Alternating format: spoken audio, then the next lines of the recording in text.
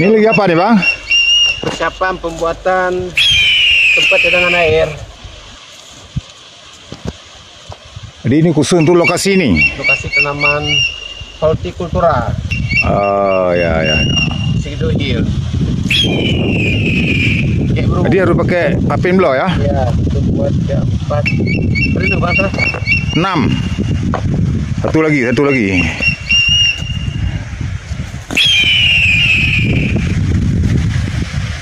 Inilah sejahtera. Ini gimana? Ah ya, satu.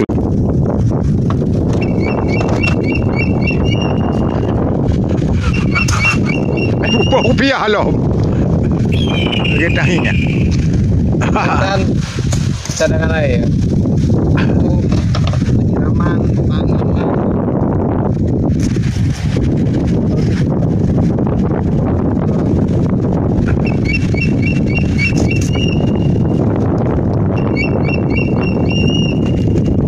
Puncak Selawah bang ya? Ya, Puncak Selawah. Rumah berarti dekat dengan Gunung Selawah lah. Ya. Kebun abang ah, Segedu Hill Tuban ya. Jalan Tuba. Puncak Gunung Selawah, Cikar.